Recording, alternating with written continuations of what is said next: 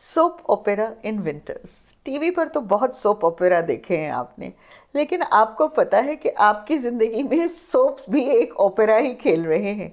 और सर्दी में नहाना कितना ज़रूरी है, कितनी बार नहाना चाहिए, कैसे नहाना चाहिए, ये सब जो सवाल है किसी से पूछते भी नहीं बनता और समझ में भी नहीं आता कि आखिर इसका क्या करें। चलिए नहाने से शुरू करते हैं। नहाना बहुत ज़रूरी है।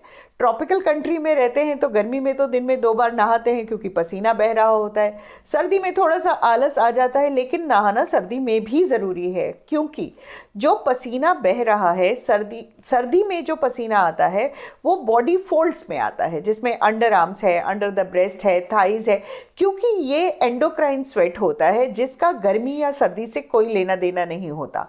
और सर्दी के कपड़े भी रोज़ नहीं धुलते हैं। जो आप स्वेटर या कोट्स पहन रहे हैं वो रोज़ तो नहीं धुलते। तो ये जो ओडरस स्वेट होता है, जो गर्मी वाला पसीना होता है ना, वो तो बिल्कुल पानी वाला पसीना होता है, वो सिर्फ टेम्परेचर को कंट्रोल करने के लिए होता है। लेकिन ये ओडरस स्वेट होता है जिसमें बॉडी ओडर फिर बनने लगती है और फिर वो सर्दी के कपड़ों में बस जाती है। रोज़ शायद नहाने की ज़रूरत नहीं है, ऑल्टरनेट डे नहाएंगे तो भी चलेगा, लेकिन कोशिश ये कीजिए कि एक वार्म टॉवल से जो बॉडी फोल्ड्स हैं उनको कम से कम रोज़ साफ करें, बच्चों में खासकर जब वो स्कूल जा रहे हैं। अब सोप किस तरह होना चाहिए? देखिए, सोप जो है वो बॉडी के हिसाब से, बॉडी की स्किन के हिसाब से होना चाहिए।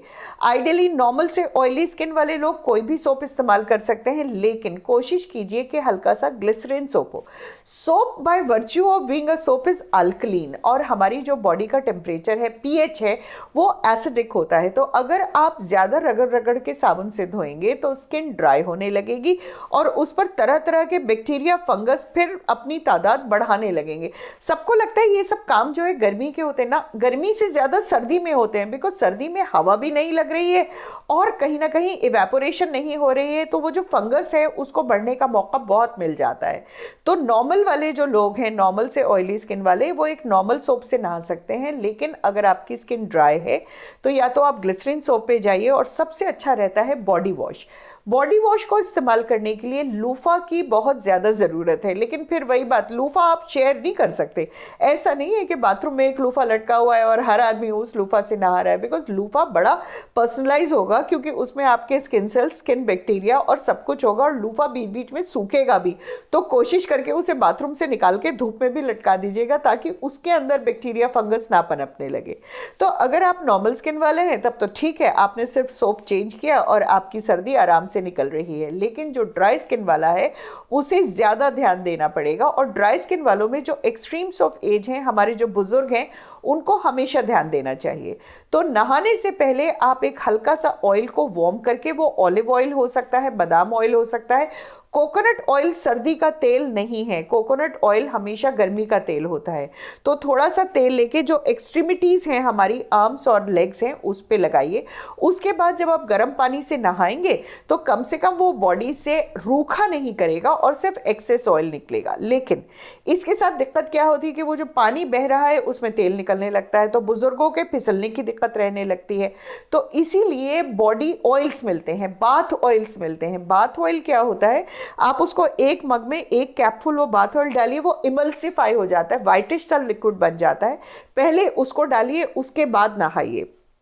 शॉर्ट शावर होनी चाहिए। अगर आप शावर से नहाते, जितना कम अपने आप को गर्म पानी से एक्सपोज करेंगे उतना ही अच्छा है। और यही बात बाल्टी मग से नहाने वालों के लिए भी है कि कम पानी, जल्दी नहाइए, और आखिरी जो रिंस है आपका, उसमें बाथ ऑयल मग में डाल के उसे अपनी बॉडी को रिंस कीजिए। उसके बाद कोशिश करके डैप ड्राई करें, तौलिए से रगड़े नहीं। और इस वक्त जो है कॉटन वाला जो गमछा होता है ना, उसको अंदर रख दें, वो गर्मी के लिए है। इस वक्त हमें सॉफ्ट फैब्रिक वाले तौलिए चाहिए।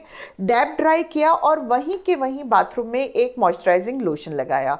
बाथरूम में जो माहौल है वो कहीं ना कहीं स्टीम बन रही होती है, गीज़र से स्टीम है, पानी से स्टीम निकल रही है, थोड़ा सा वार्मथ होती है। तो अगर आप यहाँ पर मॉइस्चराइजर लगाएंगे तो वो ज़्यादा जल्दी अंदर जाएगा। आप तौलिया बांध के और बाथरोब लेके कमरे तक जाएंगे, उसके बाद मॉइस्चराइजर लगाएंगे तो तब तक तो स्किन पे एक लेयर बन चुकी होगी। तो अच्छी तरह से मॉइस्चराइजर लगाइए। उसके बाद कमरे में आइए, तसल्ली से बैठिए, और अब आपको हैंड और फीट क्रीम लगानी है। चेहरे पे कोई भी मॉइस्चराइज़र लगा रहे हैं तो कम से कम 10 मिनट तक इंतज़ार कीजिए बाहर हवाओं में जाने से पहले, क्योंकि वो मॉइस्चराइज़र अंदर जाएगा और अपनी लेयर बनाएगा, तब तक वो उसको 10 मिनट चाहिए होते हैं। सर्दी जो है ना वो टाइम है असेंशियल ऑयल्स का। आप अपने नहाने के पानी में रोज़मेरी डाल सकते हैं, रोज़मेरी ऑयल डाल सकते हैं, सैंडलवुड ऑयल डाल सकते हैं। हम गर्म देश के रहने वाले हैं तो गर्मी में हमारे पास बहुत चॉइसेस होती नहीं है, सिवाय एलोवेरा जेल के या सिवाय पेपरमिंट ऑयल के हम और कुछ नहीं कर सकते हैं। गर्मी में तो हम सिर्फ अपने बदन से पसीने की लेयर हटाते रह जाते हैं, पर सर्दी में आप अपने आप को पैम्पर कर सकते हैं। कभी छुट्टी पे जा रहे हैं और वहाँ पर आपको बेदिंग टब मिल गया है तो उसमें भी एसेंशियल ऑयल्स डालिए, बाथ सॉल्ट्स डालिए, लेकिन बाद में एक शावर करके अपनी स्किन को मॉइस्चराइज ज़रूर कीजिएगा। ये बात बुजुर्गों के लिए और बच्चों के लिए बहुत ज़्यादा अहम है। तो सोप ओपेरा की अच्छी ही प्लेजेंट एंडिंग होनी चाहिए, तो अपना सोप माइल्ड रखिए, मॉइस्चराइज कीजिए, ज़्यादा गर्म पानी से मत नहाइए, थोड़ी शॉर्ट बात लीजिए और जल्दी निकल के अपनी स्किन पे एक ऑयल को रब कीजिए। सर्दी आपको बिल्कुल भी नहीं सताएगी और स्किन बिल्कुल सॉफ्ट और सपल रहेगी।